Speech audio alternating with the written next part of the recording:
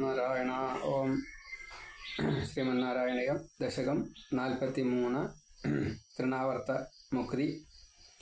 ഓം ത്വാമേകദാ ഗുരുമരുൽപുരനാഥവോഢും ഗാഠാധിരൂഢഗരിമാണമപാരയന്തി മാതാനിധായ ശയനേ കിമിദം വദേതി ധ്യായന്ത്യാചേഷ്ടത ഗൃഹേഷു നിവിഷ്ടശങ്കാം. അല്ലയോ ഗുരുവായൂരപ്പ, ഒരിക്കൽ അമ്മ യശോദ വല്ലാത്തൊരു ഭാരത്തോടു കൂടിയിട്ട് ഉണ്ണിയെ എടുക്കാൻ പോലും കഴിയില്ല, അങ്ങനെ ഒരു രീതിയിൽ മടിയിൽ നിന്ന് കിടക്കയിൽ കൊണ്ടോട്ട് കിടത്തി. എന്നിട്ട് സ്വയമേവ ചിന്തിച്ചു, എന്താ ഈ ഉണ്ണിക്ക് ഇത്രയും ഭാരം വരാൻ കാരണം, മറ്റെന്തെങ്കിലും പ്രശ്നങ്ങളുണ്ടാവുമോ എന്ന് വിചാരിക്കുകയും ചെയ്തു. വേഗം തന്നെ അതിൽ നിന്ന് ചിന്ത മാറിപ്പോവുകയും ചെയ്തു. എന്നിട്ട് വീട്ടുപണികളിൽ ഏർപ്പെടുകയും ചെയ്തു. ഗുരുമരുത്പുരനാഥ, ഗുരു മരുത്ത് വായു, ഗുരുവായു പുരം പട്ടണം, നാഥ ഗുരുവായു ഊര്, ഗുരുവായൂരപ്പ എന്ന്. ഗുരുമരുത്പുരനാഥ, ഗുരുവായൂരപ്പ, അതാണ് അതിൻ്റെ അർത്ഥം. ഗുരു മരുത്ത് വായു, ഊര് പുരം, നാഥ അപ്പ, ഗുരുവായൂരപ്പ, ഗുരുമരുത്പുരനാഥ. ത്വം ഏകദാ ഗുരുമരുത്പുരനാഥ, ഗുരുവായൂരപ്പ. ഗുരുവായൂരപ്പ ഏകദാ മാത, ഒരിക്കല് യശോദ ഗാഠാധിരൂഢ ഗരിമാണ്. ഗാഠം എന്ന് പറഞ്ഞു കഴിഞ്ഞാൽ മാക്സിമം, ഗാഠ അധിരൂഢം വളരെയധികം എന്തുകൊണ്ട് ഇങ്ങനെ സംഭവിക്കണോ എന്നുള്ള നിലയ്ക്ക് വലിയതായ രീതിയിൽ ഗരിമാണം, അതിനൊരു കനം, ഗാഠമായിട്ടുള്ള അധിരൂഢമായിട്ടുള്ള ഗരിമാണം. ഗരിമാണം വെച്ചാൽ ഭാരം. ഇത് എങ്ങനെ ഇത്രയും കൂടുതൽ വലിയതായിട്ടുള്ള ഭാരം ത്വാം ഓടും അപാരയന്തി, ഭഗവാനെ അങ്ങയ്ക്ക് ഉണ്ടായി. മാത്രമല്ല ഈ യശോദയ്ക്ക് മാതാ ഓടും അപാരയന്തി, അമ്മയ്ക്ക് ഇത് സഹിക്കാൻ വയ്യാത്ത ഭാരം ഉണ്ടാക്കി തീർത്തു. എന്നിട്ടോ ശയനെ നിധായ, കിടക്കയിൽ മടിയിൽ നിന്നും എടുത്ത് കിടക്കയിലേക്ക് കിടത്തി. എന്നിട്ട് കിമിതം ബദ, ഇതെന്താ ഇങ്ങനെ വരാനുള്ള കാരണം, ഇതൊരു കഷ്ടമാണല്ലോ എന്ന് സ്വയം ചിന്തിച്ചു. ഇത് നിവിഷ്ടശങ്ക, ഇങ്ങനെ കുറച്ചൊരു സംശയത്തോടു കൂടിയിട്ട് ധ്യായന്തി, എന്നിട്ട് ഭഗവാനെ ധ്യാനിച്ചു. ഉണ്ണിയെ ധ്യാനിച്ചു എന്നല്ല, ഭഗവാനിൽ ആശ്രയം. എൻ്റെ ഉണ്ണിയെ രക്ഷിക്കണേ എന്നുള്ള രീതി. എൻ്റെ ഗുരുവായൂരപ്പ, എൻ്റെ ഉണ്ണിയൊന്നും സംഭവിക്കരുതേ, എന്താണാവോ ഇങ്ങനെ സംഭവിച്ചത്, എന്തെങ്കിലും ഉണ്ടാവും. പക്ഷെ വേഗം തന്നെ അതിൽ നിന്ന് മുക്തി നേടി, മനസ്സ് സ്വസ്ഥമായി. ഗൃഹേഷു അചേഷ്ടത, ഗൃഹകൃത്യങ്ങളിൽ ഏർപ്പെടുകയും ചെയ്തു. താവദ്വിദൂരമുപകർണിതഘോരഘോഷ വ്യാജൃംഭിപാംസു പടലീ പരിപൂരിദാശ വാത്യാവപുസ്സ കില ദൈത്യവരസ്തൃണാവർത്താഖ്യോ ജഹാര ജനമാനസഹാരിണം ത്വാം. താവത് വിദൂരം ഉപകർണിതഘോരഘോഷ വ്യാജൃംഭിപാംസു പടലീ പരിപൂരിദാശ വാത്യാവപു തൃണാവർത്ത അഖ്യ ദൈത്യവരം ജനമാനസഹാരിണം ത്വാം ജഹാര കില. പിന്നെ വന്ന അസുരന്റെ വിശേഷണങ്ങൾ നന്നായിട്ട് പ്രയോഗിച്ചു മേൽപ്പത്തൂര്. താവത്, അപ്പോ വിദൂരം, വളരെ അകലെ നിന്ന്, എന്നാൽ അത്ര അകലെയല്ലേ ഇനി, അങ്ങനെ വിദൂരം അകലെ നിന്ന്, ഉപകർണിത കേൾക്കപ്പെടുന്നു, ഘോരം ഭീകരമായിട്ടുള്ള ഘോഷം, മറ്റേ ഈ വാദ്യഘോഷം എന്നല്ലേ പറയാ. അപ്പോൾ അതിൻ്റെ ആ ഒരു ഘോഷം, ഒരു ആഘോഷം, ശബ്ദമുണ്ട്, കാഴ്ചയുണ്ട്, അലങ്കാരങ്ങളുണ്ട് എന്ന കൂട്ടത്തില് ഇവിടെ ഘോരമായിട്ടുള്ള ഘോഷാണ്. എന്തൊക്കെ ഘോരമായിട്ടുള്ള ഘോഷാണ് കേട്ടത്? വ്യാജൃംഭി, അതിങ്ങനെ പരക്കണുണ്ട്. പാംസു, പൊടി, പടലി, അതിൻ്റെ ഒരു പൊടി പടലം എന്ന് വെച്ചാലോ പൊടി മാത്രമല്ല, നമ്മൾ സാധാരണ കാണാറില്ലേ പൊടിയിൽ മറ്റേ കണ്ണി കണ്ടതൊക്കെ ഉണ്ടാവും, ചില ഇല കാര്യങ്ങളൊക്കെ ഉണ്ടാവും. പൊടിയുടെ കൂടെയും ചിലതൊക്കെ ഉണ്ട്. അത് എല്ലാം കൂടിയിട്ട് അങ്ങോട്ട് കാറ്റത്ത് ഇങ്ങനെ പറക്കുകയാണ്. പാംസു പടലി പരിപൂരി ദാശ. ഈ പൊടിയും അതിൻ്റെ മറ്റേ ഒപ്പമുള്ള പലതും കൂടിയിട്ട് അങ്ങോട്ട് നിറയ്ക്കപ്പെട്ടു. എങ്ങനെ? ആശ. ആശ എന്ന് പറഞ്ഞു കഴിഞ്ഞാൽ ദിക്കുകൾ. 4 പുറവും പൊടി പരത്തിക്കൊണ്ട്, പൊടി മാത്രമല്ല പൊടി പടലങ്ങളൊക്കെ ഉണ്ട്. എലി ഉണ്ടാവും, പൊടി ഉണ്ടാവും, എന്തൊക്കെയുള്ള വെച്ചാൽ അതൊക്കെ അത്യാവശ്യം പൊങ്ങാവുന്നതൊക്കെ ഈ കാറ്റത്ത് പൊന്തി. അത് വാത്യാവപുവായിട്ടാണ്. വപു എന്ന് പറഞ്ഞു കഴിഞ്ഞാൽ ശരീരം, വാത്യ എന്ന് പറഞ്ഞു കഴിഞ്ഞാൽ കാറ്റ്. അപ്പോൾ വാത്യാവപു ഒരു കാറ്റിൻ്റെ രൂപത്തിലുള്ള ശരീരം എടുത്തുകൊണ്ട് ആണ് ഈ പൊടിപടലങ്ങൾ വന്നത്. പൊടിപടലങ്ങൾ വരിക മാത്രമല്ല, ദിക്ക് മുഴുവനും നിറയുകയും ചെയ്തു. പൂരിത ആശ, എല്ലാ ദിക്കുകളിലും അത് നിറഞ്ഞു. ഇല ഉണ്ടാവാം, പൊടി ഉണ്ടാവാം, എന്തായാലും എല്ലാം കൂടിയിട്ട് ഉപകർണിത ഘോര ഘോഷം. മാത്രമല്ല ഇങ്ങനെ പൊടിപടലങ്ങൾ ഉണ്ടാവുമ്പോൾ ശബ്ദമൊന്നും കേൾക്കില്ല. പക്ഷേ ഈ കാറ്റ് ശക്തിയായിട്ട് വീശുമ്പോൾ, വാത്യാവപുവാണ്, അങ്ങനെ ശക്തിയായിട്ട് വീശുമ്പോൾ ശബ്ദം ഉണ്ടാവും. ആ ശബ്ദത്തെ കേട്ടു. അത് ഘോരമാണ്, പേടിപ്പെടുത്തുന്നതാണ്. എന്നിട്ടൊരു ഒരു ചുഴലിക്കാറ്റ് അങ്ങനെയാണല്ലോ വരിക, ചുഴലിക്കാറ്റിൻ്റെ രൂപത്തിലാവുന്നതാണ്. അപ്പോൾ അത് കേട്ടു. ഉപകർണിത ഘോരഘോഷ, ഘോരമായിട്ടുള്ള ഘോഷമാണ്, എന്നുവെച്ചാൽ പേടിപ്പെടുത്തുന്നതായിട്ടുള്ള. എന്നാൽ അതിൻ്റെ ആലങ്കാരികത ഒക്കെ ഉണ്ടേനി. ഈ ആലങ്കാരികത എന്തൊക്കെയാ? പേടിപ്പെടുത്തുന്ന ആലങ്കാരിക എന്തൊക്കെയാ? ഈ പൊടിപടലങ്ങൾ അതിങ്ങനെ കണ്ണിലും മൂക്കിലും മറ്റേ ഒക്കെ പോയി കഴിഞ്ഞാൽ എന്താ ചെയ്യുക? നമ്മുടെ ശരീരത്തിലൊക്കെ വന്ന് വീണ് കഴിഞ്ഞാൽ ചിലപ്പോൾ ഇല വന്ന് വീണാൽ നമുക്ക് അത്ര വലിയ പ്രത്യേകിച്ചൊന്നും തോന്നില്ല. പക്ഷെ ശക്തിയിൽ ഒരു ഇല കൂടെ വന്ന് വീണ് കഴിഞ്ഞാൽ, പുല്ല് വന്ന് വീണ് കഴിഞ്ഞാൽ നമുക്ക് വേദനിക്കും. അത് ഇല്ലാതെ കൊണ്ട് കാര്യമില്ല, നല്ലോണം വേദനിക്കും. എന്ന കൂട്ടത്തിലുള്ള ഘോരഘോഷങ്ങളൊക്കെ ഉണ്ട്. അതങ്ങോട്ട് പരക്കുകയും ചെയ്തു മൊത്തം, വ്യാജരംഭി എല്ലാ ദിക്കിലും. മാത്രമല്ല പൊടി പടലങ്ങൾ, പാംസു പടലി, പൊടിപടലങ്ങൾ പരിപൂരിതാശ, ദിക്കുകൾ മുഴുവൻ മൊത്തം അങ്ങോട്ട് പരന്നു, എല്ലാ ദിക്കിലും ഉണ്ട്. എന്നിട്ടോ വാത്യാവപുവായിട്ടാണ് ഈ അസുരൻ്റെ വരവ്. പാദരൂപത്തിലാണ്, ഒരു കാറ്റ് രൂപത്തിലാണ് വരവ്. തൃണാവർത്താഖ്യ, തൃണാവർത്തൻ എന്ന് പേരുള്ള ഒരു അസുരൻ. ദൈത്യവരം, കംസന്റെ വരം. കംസന്റെ വരമൊന്നുമില്ല, കംസന്റെ ആജ്ഞ. പോയിട്ട് മരിച്ചോളൂ, ഉണ്ണിയെ കൊല്ലാൻ വേണ്ടിയിട്ട് പോവൂ എന്നാണ് ആജ്ഞ. ഉണ്ണിയെ കൊല്ലാൻ വേണ്ടിയിട്ട് വരിക, മരിച്ചു പോവുക. ഇതാണ് ഇപ്പോൾ എല്ലാ അസുരന്മാരും ചെയ്യാൻ പോണത്. പൂതന അങ്ങനെ ഉണ്ടായത്, ശകടാസുരം അങ്ങനെ ഉണ്ടായത്, തൃണാവർത്തനം ഇപ്പം അതന്നെ ഉണ്ടാവാൻ പോണത്. അപ്പോൾ ദൈത്യവരം അതാണ്. ഇത് കംസനാൽ ഉണ്ണിയുടെ അടുത്ത് പോയിട്ട് മരിക്കാനുള്ള ആജ്ഞ കിട്ടി. അതാണ് കംസന്റെ വരം, കംസവരം, ദൈത്യവരം. എന്നിട്ടോ ജനമാനസഹാരിണം, ജനങ്ങളുടെ മനസ്സിനെ ഹരിക്കുന്നതായ. അപ്പോൾ നേരത്തെ നമ്മൾ പറഞ്ഞു ഇത് ഘോരഘോഷം. ഈ ഘോരഘോഷം പോലെയാണ് നമുക്ക് സാധാരണഗതിയിൽ മനസ്സിനെ ഹരിക്കുക എന്ന് പറഞ്ഞു കഴിഞ്ഞാൽ, മനസ്സിനെ സന്തോഷിപ്പിക്കുന്ന ഹരിക്കലുണ്ട്, മനസ്സിനെ ദുഃഖിപ്പിക്കുന്ന ഹരിക്കലുണ്ട്, മനസ്സിനെ പേടിപ്പിക്കുന്ന ഹരിക്കലുണ്ട്. ഇവിടെ പേടിപ്പിക്കുന്നതായിട്ടുള്ള ഘോരഘോഷം ആണ്. അപ്പോൾ ജനമാനസഹാരിണം, ജനങ്ങളുടെ മനസ്സിനെ മുഴുവൻ ഹരിച്ചു ഈ ഭയം. പരിപൂരിതാശ, മൊത്തം എല്ലാ ദിക്കിലും നിറഞ്ഞു. അത് ദിക്ക് മുഴുവൻ നിറഞ്ഞു, ദിക്ക് വിദിക്കുകൾ മുഴുവൻ. ത്വാം ജഹാര കില, എന്നിട്ടോ കട്ടുകൊണ്ടുപോയി. ജഹാര എടുത്തുകൊണ്ടുപോയി. ഈ തൃണാവർത്തൻ ഇങ്ങനെ ദിശ മുഴുവനെ ഘോരഘോഷം ആക്കിയിട്ട് പൊട്ടിപ്പട്ടലം അങ്ങോട്ട് പരത്തിയിട്ട് എല്ലാ ദിക്കിലും തൻ്റെ ഈ പ്രഭാവത്തെ കാണിച്ചു. മാത്രമല്ല ഹുങ്കാരത്തോടു കൂടിയിട്ടാണ് വരവ്. അതേപോലെ ശബ്ദം കേട്ടു, പേടിപ്പിച്ചു, എല്ലാവരുടെ മനസ്സിനെയും അങ്ങോട്ട് പരിഭ്രമിപ്പിച്ചു എന്ന് സാരം. അങ്ങനെ ഇവിടെ വരികയും ചെയ്തു, ഉണ്ണിയെടുത്താണ് കൊണ്ടുപോവുകയും ചെയ്തു. താവത് വിദൂരം ഉപകർണിത ഘോരഘോഷ വ്യാജൃംഭി പാംസു പടലി പരിപൂരിതാശ വാത്യാവപു സഹ കില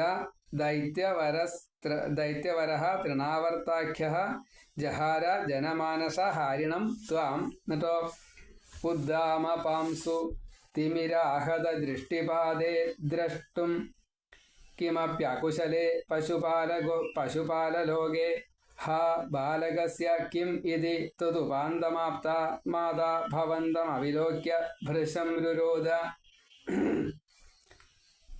വർദ്ധിച്ചതായിട്ടുള്ള ഈ പൊടി, അതുകൊണ്ടുണ്ടായിട്ടുള്ള ഒരു ഇരുട്ട്, മാത്രമല്ല കണ്ണ് കാണാണ്ടേ, കണ്ണിൽ പൊടി പോയാൽ കണ്ണ് കാണും. അപ്പോൾ അന്തരീക്ഷം ഇരുട്ടായി, കണ്ണിൽ പൊടി പോയപ്പോൾ അതിൻ്റേതായിട്ടുള്ള ദൃഷ്ടിദോഷങ്ങളൊക്കെ വന്നു.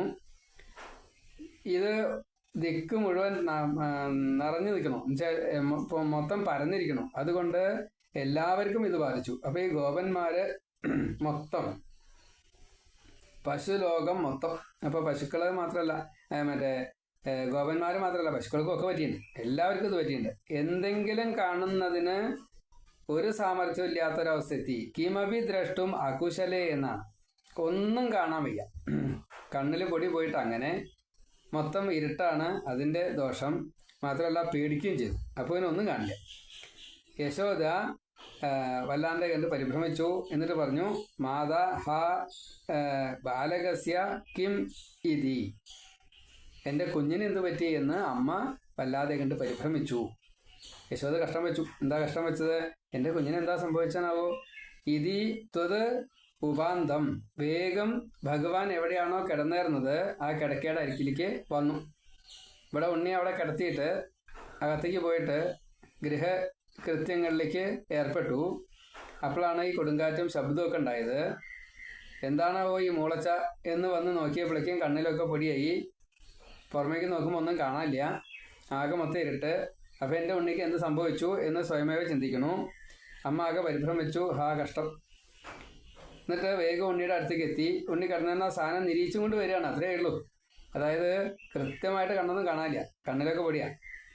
അങ്ങനെ ഉണ്ണിയുടെ അടുത്തെത്തി കഴിഞ്ഞപ്പോഴോ, ആപ്ത ഭവന്തം ഇതി ത്വത് ഉപാന്തം ആപ്ത ഭവന്തം എന്ന് വിചാരിച്ചുകൊണ്ട് അങ്ങയുടെ അടുക്കളയ്ക്ക് എത്തിക്കഴിഞ്ഞപ്പോൾ അവിലോക്യ ത്വം അവലോക്യ, അങ്ങയെ കാണാനില്ല. ഭൃശം രുരോധ, എത്രത്തോളം കരഞ്ഞു? ഏറ്റവും കരഞ്ഞു എന്നാ. കാരണം ഉണ്ണിയെ കാണാനില്ലേ, ഉണ്ണിയെ കിടത്തേക്കില്ല, ഉണ്ണിയെ കാണാനില്ല. നേരത്തെ ഒരു വണ്ടി വന്നിട്ട് ഒന്നും സംഭവിച്ചില്ല, രക്ഷപ്പെട്ടു. പൂതന വന്നപ്പോൾ രക്ഷപ്പെട്ടു. ഇപ്പം അതല്ല, ഇപ്പോൾ ഉണ്ണിയെ കാണാനില്ല. അപ്പോൾ ഉണ്ണിയെ എവിടേക്കാ പോയേ? ആകെ പേടിയായി പരിഭ്രമിച്ചു. അല്ലെങ്കിലേ കണ്ണ് കാണാനില്ല, മൊത്തം ഇരുട്ടാണ്. കിടക്കയിൽ ഉണ്ണിയെ കാണാനില്ല, ആകെ പേടിയായി. അപ്പോൾ ദിക്ക് മുഴുവന് പൊടി പരത്തിക്കൊണ്ട് ഇരുട്ടും കൂടി വന്നു കഴിഞ്ഞപ്പോൾ ഒന്നും കാണാനില്ലാത്ത അവസ്ഥ, കണ്ണിലാച്ച ഇങ്ങനത്തെ അവസ്ഥ, ഇത് എല്ലാവരെയും ബാധിച്ചു. അപ്പോൾ എല്ലാ ഗോപസമൂഹം മുഴുവൻ അവിടെ എത്തി.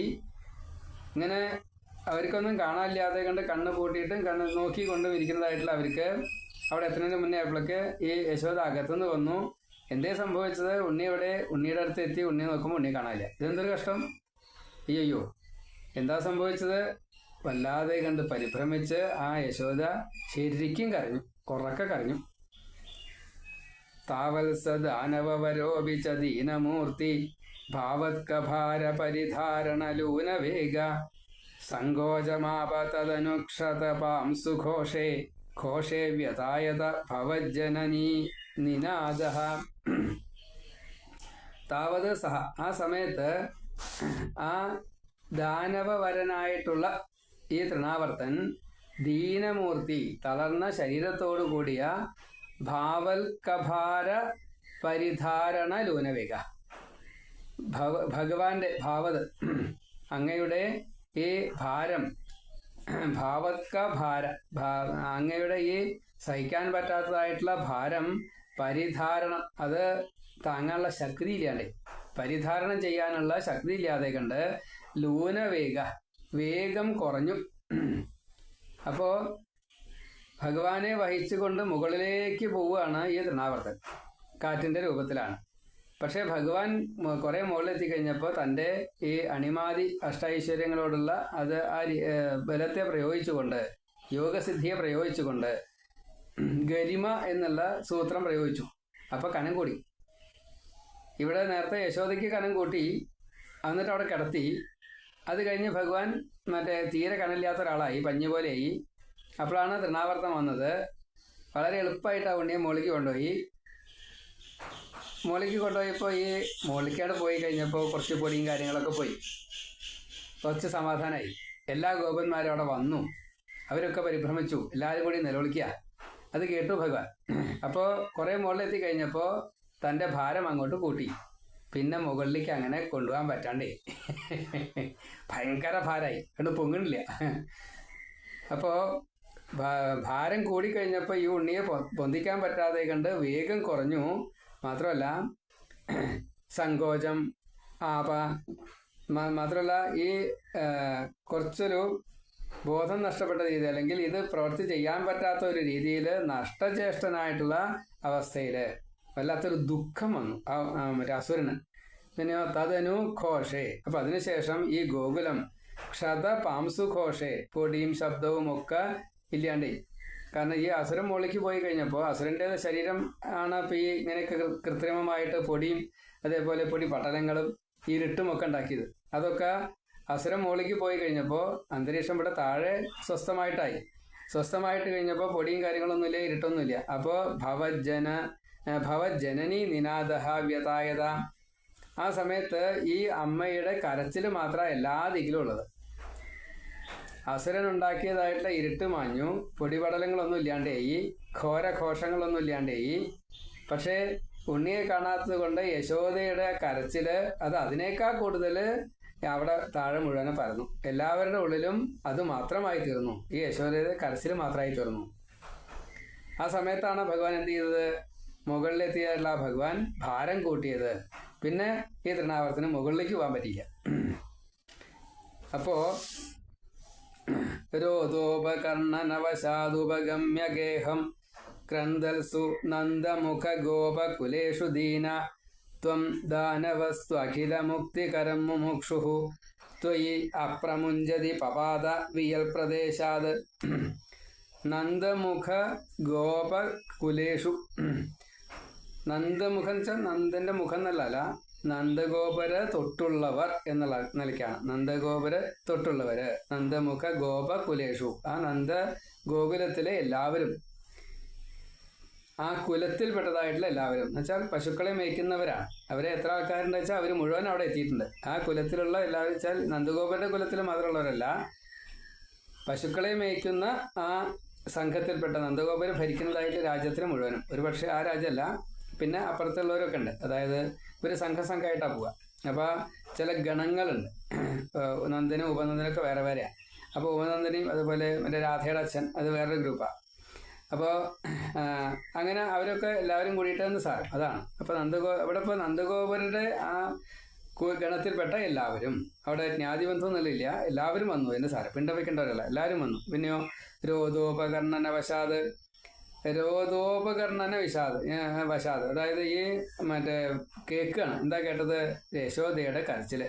അത് എത്രത്തോളം കേട്ടു ഇനി കേൾക്കാൻ ബാക്കിയില്ല, ആ രീതിയിൽ ഉറക്കറിയാം. അപ്പം അങ്ങനെ കേട്ടു. യശോദയുടെ കരച്ചില് കേട്ടപ്പോൾ ഗേഹം ഉപഗമ്യ, എല്ലാവരും സ്വന്തം ഗൃഹം വിട്ടിട്ട് ഈ യശോദയുടെ ഗൃഹത്തിലേക്ക് എത്തി. എന്നിട്ടോ ക്രന്ദൽസു, ആ കരയുന്ന ഈ സമയത്ത് ദാനവ തു, ഈ തൃണാവർത്തൻ, ഇവിടെ എല്ലാവരും ഇങ്ങനെ കരഞ്ഞുകൊണ്ടിരിക്കുക. ആ സമയത്ത് തൃണാവർത്തനാവട്ടെ അഖിലമുക്തികരം, എല്ലാവർക്കും മോക്ഷം കൊടുക്കുന്നതായിട്ടുള്ള ത്വാം, അഖില മുക്തികരം, മുക്തിതനായിട്ടുള്ള ഭഗവാൻ, ത്വാം ഭഗവാനെ, അങ്ങയെ, മുമുക്ഷുഹു, മോചിപ്പിക്കാൻ ആഗ്രഹിക്കുന്നവനായിട്ടുള്ള ത്വയി. ഭഗവാൻ സ്വതം എല്ലാവർക്കും മുക്തി കൊടുക്കണ ഒരാളാണ്. ഭഗവാൻ എന്ത് ചെയ്തു? മുകളിൽ ചെന്ന് കഴിഞ്ഞപ്പോൾ ഭാരം കൂട്ടി. ഭാരം കൂട്ടുക മാത്രമല്ല, ഈ തൃണാവർത്താസുരൻ്റെ കഴുത്തിലാണ് മുറുക്കി പിടിച്ചിറക്കണത്. അപ്പോൾ തൃണാവർത്തന് ഈ ഉണ്ണിയെ തൻ്റെ ഈ ശരീരത്തിൽ നിന്ന് വേർപ്പെടുത്തണം. ആ ആഗ്രഹം കൊണ്ട് ത്വാം മുമുക്ഷു, ഭഗവാനെ തന്നിൽ നിന്നും വേർപ്പെടുത്താൻ വേണ്ടിയിട്ട് ത്വയി അപ്രമുഞ്ചതി, ശ്രമിച്ചു നല്ലോണം. പക്ഷേ ത്വയി അപ്രമുഞ്ചതി, ഭഗവാനോ വിട്ടൂല. അപ്പം എന്തായി? കഴുത്തിലാ പിടിച്ചിറക്കണത്. ദീനഹ, എത്രത്തോളം ദൈന്യം അനുഭവിച്ചു, ശ്വാസം കിട്ടാതെ കണ്ടേ. വിയത്ത് പ്രദേശാത് പപാത, എന്നിട്ടോ ശ്വാസം കിട്ടാതെ കണ്ട്, ഉണ്ണിയെ മുകളിലേക്ക് പൊന്തിക്കാൻ പറ്റാതെ കണ്ട്, മാത്രമല്ല വേഗം നഷ്ടപ്പെടുക മാത്രമല്ല, അത് തിരിച്ച് വേഗം താഴത്തേക്ക് എന്നുള്ള നിലയ്ക്കായി. മുകളിലേക്കാണല്ലോ പോയിരുന്നത്, അത് പിന്നെ മടങ്ങി താഴത്തേക്കായി. എന്നിട്ടോ ഈ ബോധം നഷ്ടപ്പെട്ടതായിട്ടുള്ള ഈ അസുരന്റെ ശരീരം ഒരു പാറപ്പുറത്ത് വീണു. അല്ലെങ്കിൽ ഒരു വിയൽ പ്രദേശാത്, ആകാശത്ത് നിന്ന്, വിയൽ എന്ന് പറഞ്ഞാൽ ആകാശം, ആകാശത്ത് നിന്ന് വിയൽ പ്രദേശാത് പപാത, താഴേക്ക് പതിച്ചു. വീണത് ഒരു ഒറ്റപ്പെട്ട സ്ഥലത്ത് ഒരു പാറയുടെ മുകളിലാണ്. ശരീരം മുഴുവനെ തവിട് പൊടി. ഭഗവാൻ ഏറ്റവും മുകളിൽ ചെന്നിട്ട് കഴുത്തിൽ മുറുക്കി പിടിച്ചപ്പോൾ ഈ തൃണാവർത്തൻ്റെ ജീവൻ ആ ശരീരത്തിൽ നിന്നും മുക്തി നേടി വൈകുണ്ഠത്തിലേക്ക് എത്തി. പിന്നെ ആ ജഡശരീരം മാത്രമേ താഴേക്ക് വന്നിട്ട് ഇങ്ങനെ പാറപ്പുറത്ത് വീണിട്ടുള്ളൂ. അങ്ങനെയാണ് ഭാഗവതം പറയുന്നത്. അപ്പം ഇവിടെയും എന്താ സംഭവിച്ചത്? നന്ദഗോപുരം തുടങ്ങിയിട്ടുള്ള എല്ലാവരും യശോദയുടെ കരച്ചിൽ കേട്ടിട്ട് ഓടി വന്നു. അപ്പം ആ ഓടി വന്ന സമയത്ത് കരച്ചിൽ മാത്രമേ കേൾക്കാറുള്ളൂ. അന്തരീക്ഷമൊക്കെ ശാന്തമായി, പൊടിപടലങ്ങളൊന്നും ഇല്ലാണ്ടേ, ഇരുട്ടൊക്കെ പോയി. അപ്പോഴാണ് ഭഗവാൻ ഏറ്റവും മുകളിലെത്തിയത്. ആ സമയത്ത് തൃണാവർത്തൻ്റെ അവസ്ഥ എന്താ? ഈ കഴുത്തിൽ നിന്ന് ഭഗവാൻ മുറുക്കി പിടിച്ചപ്പോൾ ഭഗവാനെ തന്നിൽ നിന്നും വേർപ്പെടുത്താൻ വേണ്ടിയിട്ട് രണ്ട് കൈയും കാലൊക്കെ പിടിച്ചിട്ട്, ഭഗവാന്റെ കാലും കൈയൊക്കെ പിടിച്ചിട്ട് വലിച്ചിട്ട് താഴത്തേക്ക് ഇടാൻ വേണ്ടി ശ്രമിക്കുക. അത് കൊട്ടിയിട്ട് പറ്റിയില്ല. ഭഗവാൻ മുറുക്ക പിടിച്ചപ്പോൾ ആ സമയത്ത് അവിടുന്ന് ജീവൻ വൈകുണ്ഠത്തിലേക്ക് എത്തി. ഈ ശരീരം ജഡമായിട്ട് തീർന്നു. ആ ശരീരം ഭഗവാൻ വിടാതെ ആയി കഴിഞ്ഞപ്പോൾ ഭയങ്കര ഭാരം ശരീരത്തിന്, ഭഗവാന്റെ ശരീരത്തിന്. അപ്പോൾ ഈ യഥാർത്ഥത്തിലുള്ള രാക്ഷസ രൂപത്തിൽ തൃണാവർത്തൻ മാറുകയും ചെയ്തു. ആ ശരീരം, ഈ ജഡം, അത് ആകാശത്ത് നിന്ന് താഴേക്ക് പതിക്കുകയും ചെയ്തു. പിന്നെ പതിച്ചത് എവിടേക്കാന്നുള്ളതാണ്, അതൊരു പാറപ്പുറത്താണ്. രോദാകുലാസ്തനു ഗോപഗണാ ബഹിഷ്ഠ പാഷാണപൃഷ്ഠഭുവി ദേഹമതിസ്ഥവിഷ്ടം പ്രൈക്ഷന്തഹന്ത നിപതന്തമമുഷ്യവക്ഷസ്യ ക്ഷീണമേവ ച ഭവന്തമലം ഹസന്തം.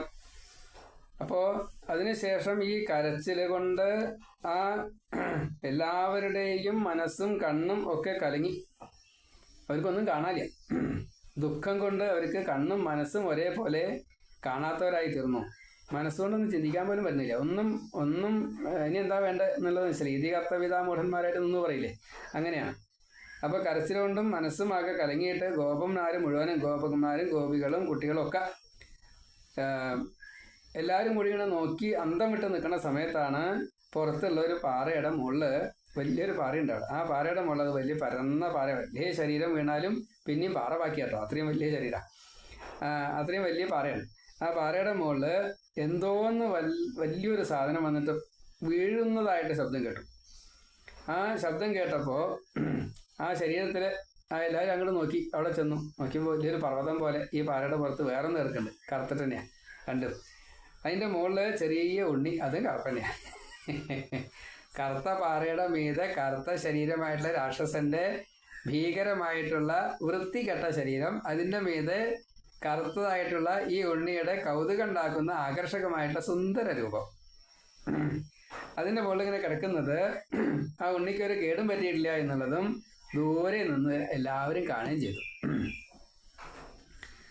തദനു രോദാകുലാഹ, ഇങ്ങനെ നന്നായിട്ട് കരച്ചിൽ കേട്ട സമയത്ത് ഗോപഗണാഹ, ഈ ഗോപങ്ങൾ മുഴുവൻ, ഗോപര് മുഴുവൻ, ഗോപകന്മാർ മുഴുവനെ ബഹിഷ്ഠ പാഷാണ പൃഷ്ഠഭുവി, വെളിയിലുള്ളതായിട്ടുള്ള ഈ ബഹിഷ്ഠം പുറമെയാണ്.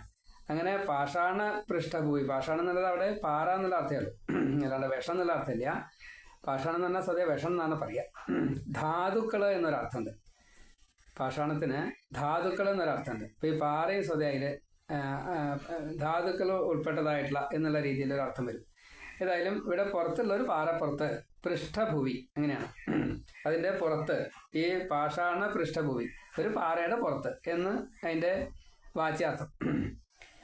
നിപതന്തം, അങ്ങനെ വീഴുന്നതായിട്ടുള്ള അതിസ്ഥവിഷ്ടം, വളരെ തടിച്ചതായിട്ടുള്ള സ്ഥൂല രൂപത്തിലുള്ള ഒരു സാധനം, ഒരു ദേഹം, അമുഷ്യ, ഈ ശരീരത്തിന്റെ വക്ഷസി, അങ്ങനെ വീഴുന്ന ശബ്ദം കേട്ടു, വീണത് കണ്ടു.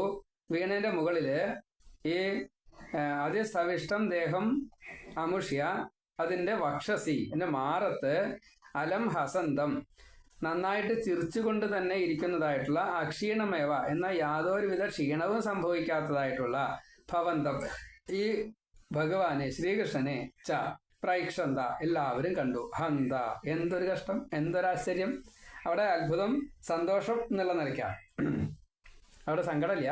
ഹന്ത, ഇത് ദുഃഖത്തിനും അങ്ങനെ പറയാറുണ്ട്, അയ്യോ എന്ന് പേടിച്ചുകൊണ്ടും പറയാറുണ്ട്. ഇവിടെ സന്തോഷമാണ്, ഹായ് എന്നുള്ള അർത്ഥത്തിലാണ്. അപ്പം ഇങ്ങനെ ആ പാറപ്പുറത്ത് വീണതായിട്ടുള്ള ഈ തൃണാവർത്തൻ്റെ വലിയ ശരീരം, അത് വലിയൊരു കറുത്ത പാറയുടെ പുറത്ത് കറുത്ത ഒരു രാക്ഷസന്റെ ശരീരം, അതിൻ്റെ മീത് ഒരു കേടുമില്ല, അതൊരു കറുത്ത ഉണ്ണി, ചെറിയ ഉണ്ണി, സന്തോഷിച്ചുകൊണ്ട് കിടക്കണം. ചിരിക്കുക കളിക്കുക എന്തൊക്കെയാണ് ചെയ്യേണ്ടത്.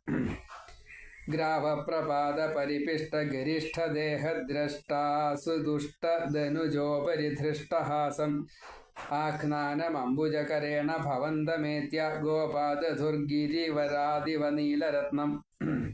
നീലരത്നമായിട്ടാണ് കളിക്കുന്നത്. ഗോപാഹ, ഈ ഗോപന്മാര് ഗ്രാവപ്രപാദ പരിപിഷ്ട ഗരിഷ്ഠ ദേഹ ഭ്രഷ്ടാസു ദുഷ്ടധനുജോപരി. ഗ്രാവപ്രപാത, ഈ പാറയിൽ ഗ്രാവം, അത് പ്രപാതം, നന്നായിട്ട് വീണ പാറയിൽ വീണപ്പോൾ എല്ലൊക്കെ പൊട്ടിപ്പോയി. പുറമേക്ക് കിടന്നില്ല, അതൊക്കെ പൊട്ടിപ്പോയി. പക്ഷെ അത് എല്ലാം ഉള്ളിലാണ്. പാറയിൽ വീണ് പൊടിഞ്ഞതായിട്ടുള്ള പരിപിഷ്ട, ഇങ്ങനെ വലിയ ശരീരമാണ്. ഗരിഷ്ഠദേഹം, എന്തൊരു കനാ ചോദിച്ചാൽ ശരിയാ, അങ്ങനത്തെ വലിയ ദേഹമാണ്. ഭ്രഷ്ടാസു, നഷ്ടം വന്നു. ഭ്രഷ്ടം എന്ന് വെച്ചാൽ അതിൽ നിന്നും ഭ്രഷ്ടമായി. ഭ്രഷ്ടമാകുക വെച്ചാൽ എന്താ, നമ്മൾ കുലത്തുനിന്ന് ഭ്രഷ്ടാക്കി. അയാൾക്ക് എന്തൊരു ഭ്രഷ്ടുണ്ട് അത്രേ എന്നുവെച്ചാൽ അവിടുന്ന് കുലത്തുനിന്ന് ഭ്രഷ്ടാക്കി. ഏതെന്നാ പുറത്താക്കി? ഈ ശരീരത്തിൽ നിന്ന് പുറത്താക്കി. അതാണ്, ശരീരത്തിൽ നിന്ന് ഭ്രഷ്ടമായി. എന്താ ഭ്രഷ്ടമായത്? ഭ്രഷ്ട അസു ആണ് ഭ്രഷ്ടമായത്. അസു എന്ന് പറഞ്ഞു കഴിഞ്ഞാൽ പ്രാണന, ജീവൻ ഈ ശരീരത്തിൽ നിന്ന് വേർപെട്ടു. അതാണ് ഭ്രഷ്ട അസു, ഭ്രഷ്ടാസു. പിന്നെ ദുഷ്ട മാത്രമല്ല, ഈ പരമദുഷ്ടനായിട്ടുള്ള ധനുജൻ, ദാനവനാണ്. ധനുജൻ എന്ന് പറഞ്ഞു കഴിഞ്ഞാൽ ദാനവനും ഉണ്ടായനാണ്. അപ്പോൾ ധനുജനാണ്. ധനുജന്റെ ഉപരി, ധനുജന്റെ മുകളിൽ. അപ്പോൾ ഗ്രാവ പ്രപാത പരിപിഷ്ട ഗരിഷ്ഠ ദേഹ ഭ്രഷ്ടാസു ദുഷ്ട ധനുജോപരി. ഈ പാറയിൽ വീണ് പൊടിഞ്ഞതായിട്ടുള്ള രാക്ഷസന്റെ ഈ വലിയ ശരീരം, അതിൽ നിന്നും വേർപെട്ടതായിട്ടുള്ള പ്രാണൻ, ആ ദുഷ്ട ദാനവന്റെ ശരീരത്തില് ധൃഷ്ടഹാസം, ഹാസത്തെ സ്വീകരിച്ചുകൊണ്ട്, ധരിച്ചതുകൊണ്ട്, ധരിച്ച ഹാസം, ധൃഷ്ടം എന്ന് പറഞ്ഞാൽ അതാണ്. അപ്പോൾ ചിരി ഇങ്ങനെ ധരിക്കും. ഇങ്ങനെ ആ ഉണ്ണി നല്ലോണം ചിരിച്ചിട്ടാ കിടക്കണമെന്ന് അർത്ഥം, അല്ലെങ്കിൽ ചിരിച്ച് കളിച്ചുകൊണ്ടാണ് ഉണ്ണി ആ ശരീരത്തിലുള്ളത് എന്ന് സാരം. അംബുജകരേണ, ഈ താമര കൈകളെ കൊണ്ട് ആഖ്നാനം, ഇങ്ങനെ അടിക്കുകയാണ്. കൈ ആ മറ്റേ വലിയ ശരീരമല്ലേ, ആ ശരീരത്തിൽ അടിക്കണു. അതല്ല വെച്ചാൽ രണ്ട് കൈകളും കൂട്ടിയിട്ട് കൈകൊട്ടി ചിരിക്കണു, അങ്ങനല്ലേ. ആഖ്നാനം ഭവന്തം, അങ്ങയെ ഗിരിവരാത്, ഒരു പർവ്വതത്തിൽ നിന്ന്, ഗിരി എന്ന് പറഞ്ഞാൽ പർവ്വതം, ഗിരിവരാത് അത്രയും ശ്രേഷ്ഠമായിട്ടുള്ളൊരു പർവ്വതം, വരിക്കപ്പെടുന്നതായിട്ടുള്ള പർവ്വതം, അങ്ങനെയുള്ള ഗിരിവരാത്, ആ വലിയ പർവ്വതത്തിൽ നിന്ന് നീലരത്നം ഇവ, ഒരു നീലരത്നത്തെ പോലെ, ഏത്യാദധു അവര് എടുത്തു, അടുത്തെത്തിയിട്ട് എടുത്തു. ഏത്യ വെച്ചാൽ സ്വീകരിച്ചു എന്നാണ്, എടുത്തു എന്നാണ്. അപ്പൊ എങ്ങനെ എടുത്തു? കോണിയൊക്കെ വെച്ച് അതിന്റെ മുകളിൽ കയറിയിട്ട് വളരെ ബുദ്ധിമുട്ടിയിട്ടാണ് അത് എടുത്തത് കേട്ടോ. അതൊക്കെ ഭാഗവതത്തിൽ വിസ്തരിച്ച് പറയുന്നുണ്ട്. ഇതിലെന്താ പറഞ്ഞു വെച്ചാൽ അത് മാത്രമേ പറയുള്ളൂ. അപ്പൊ ഇങ്ങനെ ഗോപന്മാര് ഈ പാറയിൽ വീണ് പൊടിഞ്ഞതായിട്ടുള്ള വലിയ ശരീരത്തോടു കൂടിയ ഈ പ്രാണൻ പോയതായിട്ടുള്ള, മരിച്ചതായിട്ടുള്ള ഈ ദുഷ്ട ദൈത്യന്റെ വലിയ ശരീരത്തിൽ നിന്ന്, കറുത്തിരുണ്ട ശരീരത്തിൽ നിന്ന് ചിരിച്ചുകൊണ്ടിരിക്കുന്നതായിട്ടുള്ള ഈ താമര പോലെയുള്ള ആ ഉണ്ണി കൈകൊട്ടി, സ്വയം കൈകൊട്ടിക്കുന്നതാവാം. അതല്ല വെച്ചാൽ ഈ മറ്റേ താളം പിടിക്കുക, അങ്ങനല്ലേ. ഉണ്ണിങ്ങനെ ഒരു സ്ഥലത്തിരിക്കുമ്പോൾ കൈ കൊണ്ട് ഇങ്ങനെ നിലത്തിങ്ങനെ കുറേശ്ശെ ഇങ്ങനെ അരിക്കുക. ഒരു കളിയാണ്, കുട്ടികളുടെ കളിയാണ്. അപ്പോൾ അതിനെ കൈ കൊട്ടുന്നതായിട്ടുള്ള ഈ ഉണ്ണി, ആ ഉണ്ണിയെ വലിയ ഒരു പർവ്വതത്തിൽ നിന്ന് ഒരു നീലക്കല്ല് എന്ന രീതിയിൽ ഈ ഗോപന്മാര് എടുത്തു.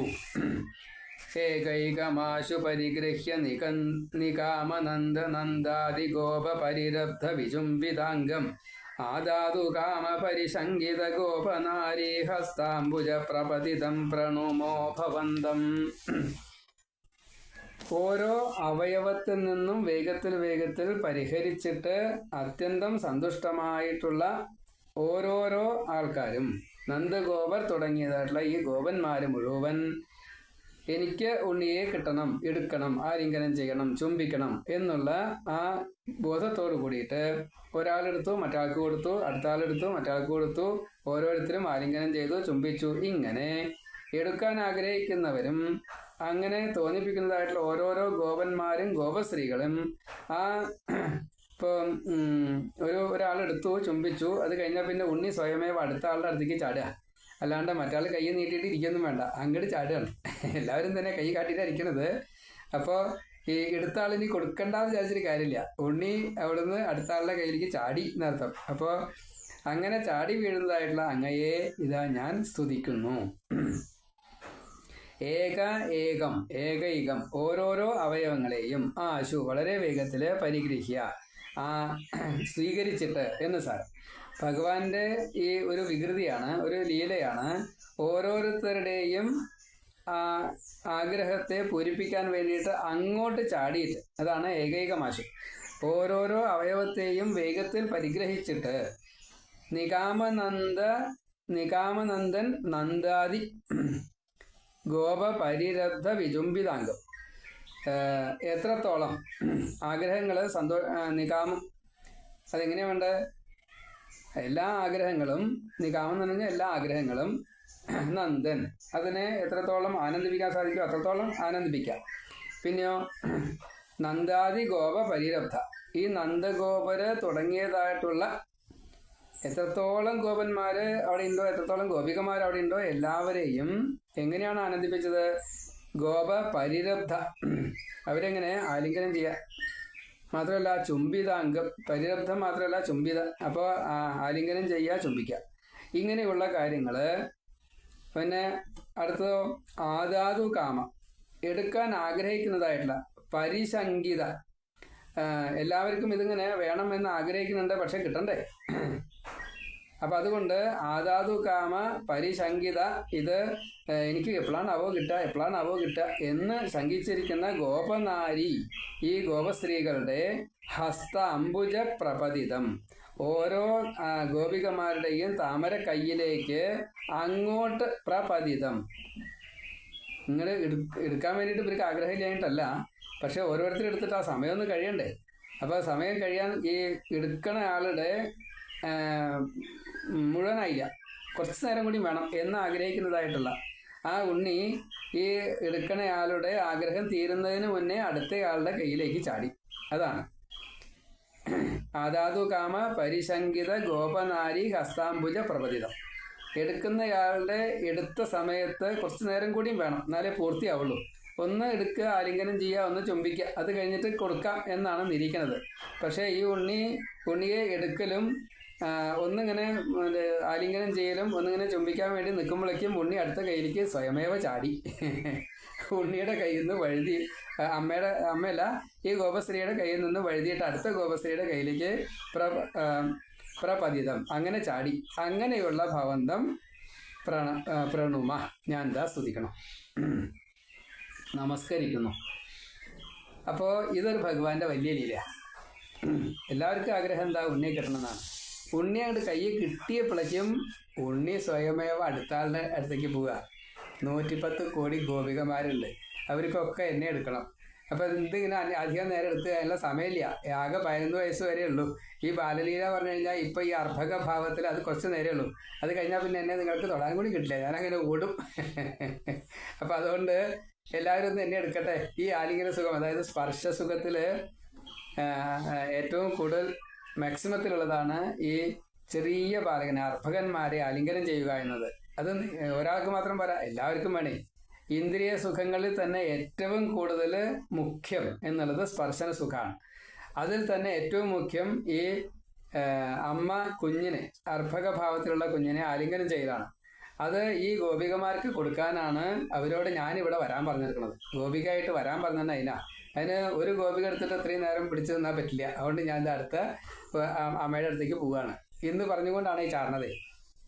അപ്പോഴോ ഭൂയോപിക്കും കൃണുമ പ്രണതാർത്തിഹാരി ഗോവിന്ദ ഏവ പരിപാലയതാൽ സുതം ന ഇത്യാദിമാതര പിതൃപ്രമുഖൈസ്തദാനീം സംപ്രാർത്ഥിതസ്തുതവനായ വിഭോത്വമേവ.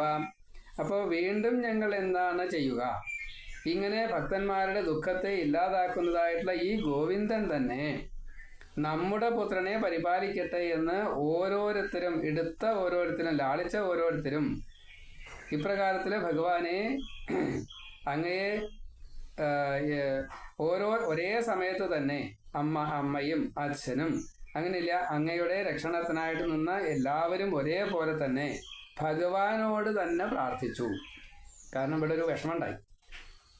ഈ ഉണ്ണിയെ കാണാനില്ലാണ്ടേ പിന്നെ മുകളിൽ നിന്ന് താഴേക്ക് വരികയാണ്. ഈ രാക്ഷസന്റെ ശരീരത്തിൽ കിടക്കുകയാണ്.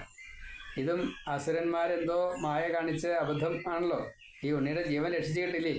അപ്പൊ അതുകൊണ്ട് ഭഗവാനെ എന്നും ഇങ്ങനെ ഈ ഉണ്ണിയെ രക്ഷിക്കണേ എന്ന് എല്ലാവരും അങ്ങോട്ട് പ്രാർത്ഥിച്ചു എന്ന് സാർ. ഭൂയാവി വീണ്ടും കിം നു കൃണുമഹ, ഞങ്ങൾ എന്താ ചെയ്യുക എന്നുവെച്ചപ്പോൾ എത്രാമത്തെ ഇത് മൂന്നാമത്തെ. അപ്പോൾ ഞങ്ങൾ എന്താ ചെയ്യുക ഭഗവാനെ? പ്രണതാർത്തിഹാരി, ഭഗവാൻ ആണ് എല്ലാവരുടെയും ദുഃഖത്തെ ഇല്ലാണ്ടേക്കുക. ആ ഭഗവാനാണ് ഇവിടെ ഉണ്ണിയായിട്ടുള്ളത്. ആ ഭഗവാനോടാണ് പ്രാർത്ഥിക്കുന്നത്, ഈ ഉണ്ണിയെ രക്ഷിക്കണേ. ഗോവിന്ദയേവ, ഇത് ഗോവിന്ദൻ തന്നെയാണ്. നഹ, നമ്മുടെ ഈ സുതം ഈ ഉണ്ണിയെ പരിപാലയതാത്, പരിപാലിക്കപ്പെട്ടിരിക്കുന്നത്.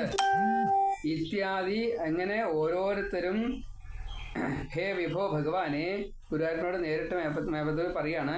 തദാനീം, ആ സമയത്ത് മാതര പിതൃ പ്രമുഖൈഹി, അച്ഛനായാലും അമ്മയായാലും മറ്റെല്ലാവരും ബ്രാഹ്മണരായാലും ശരി ഗോപഗോപിമാർ എല്ലാവരും അതെ ഒരുപോലെ തന്നെ ത്വത് അവനായ അങ്ങയെ രക്ഷിക്കുവാൻ വേണ്ടിയിട്ട് ത്വം ഏവ സംപ്രാർത്ഥിത, അങ്ങയെ തന്നെ പ്രാർത്ഥിച്ചു, അങ്ങയോട് തന്നെ ആവശ്യപ്പെട്ടു. അപ്പോൾ ഭഗവാനെ കിട്ടുക അത് കുറച്ച് നേരം കിട്ടിയുള്ളൂ. പക്ഷെ അടുത്ത അമ്മയുടെ അടുത്തേക്ക് പോയി. പക്ഷെ ആ സമയത്ത് ഈ ഓരോരുത്തരുടെയും ഭാവം എന്താ? ഈ ഉണ്ണിയെ ഭഗവാനെ അങ്ങ് രക്ഷിക്കണേ കേട്ടോ, ഞങ്ങൾ എന്താ ചെയ്യുക, ഞങ്ങൾ കുട്ടിയെ ഒന്നും പറ്റില്ല, കാരണം ആപത്തുകൾ ഇതാ വരണു. ഈ ആപത്തുകളെ തരണം ചെയ്യാൻ അങ്ങല്ലാതെ കണ്ട് വേറൊരാൾക്ക് ഒന്നും ചെയ്യാൻ സാധിക്കില്ല കേട്ടോ എന്ന് പ്രത്യേകം പറഞ്ഞുകൊണ്ട് ഒരു സെക്കൻഡ് എടുക്കാൻ സാധിച്ചിട്ടുള്ളൂ.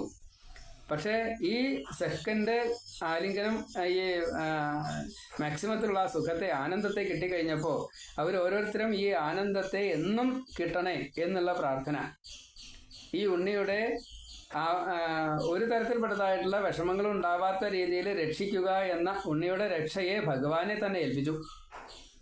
എല്ലാവരും പ്രാർത്ഥിച്ചു ഒരേപോലെ, ഒരു വലിയ കൂട്ടപ്രാർത്ഥന.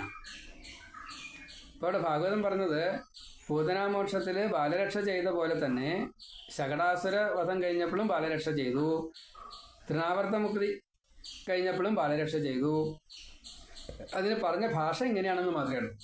അവ്യാത ജോഘ്രി മണിമാസ്തവ, ഇങ്ങനെ ഈ കേശവായനമ നാരായണനമ മാധവായനമ അത് എല്ലാ ദിക്കിലും എല്ലാ സമയത്തും ഈ ഗോപികമാർ ചെയ്യുന്നുണ്ട്. ഇവിടെ കൂട്ടപ്രാർത്ഥനയാണ്, ഭഗവാനെ രക്ഷിക്കണേ എന്ന് പറഞ്ഞുകൊണ്ട്. വാദാത്മകം ധനുജമേവ മയി പ്രധുന്നൻ വാദോദ്ഭവാൻ മമ ഗതാൻ കിമുനോധുനോഷി കിം വാ കരോമി പുനരപ്യനിലാലയേശ നിശേഷ രോഗശമനം മുഹുരർത്ഥയേ ത്വാം. ഗുരുവായൂരപ്പനോട് പറഞ്ഞിട്ട് ഈ ദശകത്തെ അവസാനിപ്പിക്കാൻ. ഗുരുവായൂരപ്പ, ഇങ്ങനെ കാറ്റിന്റെ രൂപം എടുത്തു വന്നതായിട്ടുള്ള ഈ ദാനവനെ അല്ലെങ്കിൽ ധനുജനെ ഇപ്രകാരത്തില് നശിപ്പിച്ചതായിട്ടുള്ള ഭഗവാനെ വാദത്തിൽ നിന്നുണ്ടായ എൻ്റെ എല്ലാ രോഗങ്ങളും അങ്ങ് മുഴുവൻ തീർത്ത് തരില്ലേ? ഞാൻ ഇപ്പോൾ വാദരോഗിയായിട്ടിരിക്കുക. അവിടെ ഭാര്യയുടെ അച്ഛൻ്റെ വാദരോഗം, ഗുരുവിൻ്റെ വാദരോഗം ദാനമായിട്ട് വാങ്ങിയിട്ട് ഞാൻ ഇപ്പോൾ ഇതാ കഷ്ടപ്പെടുന്നു. അപ്പോൾ ഈ വാദത്തിൽ നിന്ന് എന്നെ രക്ഷിക്കണം. അതിന് ഞാൻ ഇനി എന്താ ചെയ്യേണ്ടത്? ഈ ഭഗവാന്റെ കഥകൾ പറഞ്ഞു കഴിഞ്ഞാൽ, ഭഗവാന്റെ കഥകൾ പറയുക, കേൾക്കുക, വ്യാഖ്യാനം ചെയ്യുക, അതൊക്കെ ചെയ്തു കഴിഞ്ഞാൽ എല്ലാ തരത്തിൽപ്പെട്ടതായിട്ടുള്ള ദുഃഖ ദുരിതങ്ങളും തീരും. അപ്പോൾ ഈ വാദരോഗവും തീരും, ശരീരത്തിൻ്റെയും മനസ്സിൻ്റെയും എല്ലാ വിഷമങ്ങളും തീരും. എന്തിനാ? ജീവന്റെ മുക്തി കിട്ടും, ജീവന്റെ ശുദ്ധി കിട്ടും. അപ്പം അതുകൊണ്ട് ഇനി ഞാൻ എന്തെങ്കിലും ചെയ്യേണ്ടതുണ്ടോ? അങ്ങയോട് എനിക്ക് ഒന്നേ പറയാനുള്ളൂ, എൻ്റെ ഈ രോഗങ്ങളെ മുഴുവൻ നശിപ്പിക്കുന്നതായിട്ടുള്ളൊരു അനുഗ്രഹത്തെ വരമായിട്ട് തരയണമേ. ഇങ്ങനെ ഞാനും അപേക്ഷിക്കുന്നു കേട്ടോ ഗുരുവായൂരപ്പ. ഗോപികമാരും ഗോപന്മാരും ഈ ഉണ്ണിയെ രക്ഷിക്കാൻ വേണ്ടിയിട്ടാണ് പ്രാർത്ഥിച്ചത്. പക്ഷെ ഞാനതല്ല, എനിക്ക് എൻ്റേതായിട്ടുള്ള ഈ വിഷമം, ഈ വാദരോഗം, വേദന അത് ഇല്ലാണ്ടാക്കി തരണേ എന്ന് മേൽപ്പത്തോട് പ്രാർത്ഥിച്ചു. അനുലാലയേശ ഗുരുവായൂരപ്പ, ഏവം വാദാത്മകം ധനുജം, ഈ ധനുജനായിട്ടുള്ള ദാനവനായിട്ടുള്ള ഈ കാറ്റിന്റെ രൂപത്തിൽ വന്നതായിട്ടുള്ള അസുരനെ പ്രധുന്നൻ നശിപ്പിച്ചതായിട്ടുള്ള ഭഗവാനെ വാദോത്ഭവാൻ വാദത്തിൽ നിന്നുണ്ടായിട്ടുള്ള മമ ഗതാൻ എൻ്റെ ഈ വാദരോഗം ഇപ്പം ഞാൻ അനുഭവിക്കുന്ന ഈ ദുഃഖം വേദന ഗതാൻ ഈ വേദനകളെ മുഴുവൻ കിമു ന ധുനോഷി എന്താ ഭഗവാനെ ഇല്ലാണ്ടിയാക്കാത്തത്, എന്തുകൊണ്ടാണ് ഈ വാദം എന്താ ശമിപ്പിക്കാത്തത്? അപ്പോഴും വാദരോഗം നല്ലോണം ബുദ്ധിമുട്ടിക്കുന്നുണ്ട് എന്നർത്ഥം. പുനരപി കിം വാ കരോമി, ഞാൻ ഇനി എന്താ വീണ്ടും ചെയ്യേണ്ടത്? ഞാൻ ഈ ഭാഗവതം ഇങ്ങനെ വായിച്ചിട്ട് ഭഗവാന്റെ കഥകൾ മാത്രം ഇങ്ങനെ പറഞ്ഞുകൊണ്ടിരിക്കുകയാണ്, എന്നിട്ടും എനിക്ക് എന്തുകൊണ്ട് ഈ വാദരോഗം എന്നെ വല്ലാതെ കൊണ്ട് ബുദ്ധിമുട്ടിക്കണം? അതൊന്ന് മാറ്റി തന്നൂടെ? മുഹു അഭി ത്വാം നിശേഷരോഗശമനം അർത്ഥയെ, ഞാൻ വീണ്ടും വീണ്ടും എന്താ ഭഗവാനെ ഈ വാദരോഗം ഇല്ലാണ്ടേക്കാൻ വേണ്ടി അങ്ങോട്ട് പ്രാർത്ഥിക്കുന്നു കേട്ടോ, എന്നെ രക്ഷിക്കണേ. വാദാത്മകം ധനുജമേവ മയി പ്രധുന്നൻ വാദോത്ഭവാൻ മമ ഗതാൻ കിമു നോ ധുനോഷി കിം വാ കരോമി പുനരപ്യനിലാലയേശ നിശേഷരോഗശമനം മുഹുരർത്ഥയേ ത്വാം. നമുക്കും ഇതേപോലെയുള്ള രോഗാദികൾ ഏത് തരത്തിൽപ്പെട്ട രോഗമായാലും വേണ്ടില്ല, അത് മുഴുവൻ ഭവരോഗമായാലും വേണ്ടില്ല, മനസ്സിൻ്റെ രോഗമായാലും വേണ്ടില്ല, അതേപോലെ ശരീരത്തിനുള്ള രോഗമായാലും വേണ്ടില്ല, സംഘദോഷങ്ങളെ കൊണ്ടുള്ള രോഗങ്ങളായാലും വേണ്ടില്ല, അതൊക്കെ തീർത്ത് തരണമേ എന്ന് പ്രത്യേകമായിട്ട് പ്രാർത്ഥിച്ചുകൊണ്ട് നമുക്കും ഈ ഭഗവാന്റെ അനുഗ്രഹത്തിനായിട്ട് പ്രാർത്ഥിക്കാം. ഇപ്പോൾ 43-ാമത്തെ ദശകമാണ് നമ്മൾ പറഞ്ഞത്, തൃണാവർത്ത മുക്തി. ഇനി 44-ാമത്തെ അത് നാമകരണാദി കാര്യങ്ങളാണ്. അത് നമുക്ക് നാളെ വായിക്കാം. സർവത്ര ഗോവിന്ദനാമ സങ്കീർത്തനം. ഗോവിന്ദ ഗോവിന്ദ നാരായണ.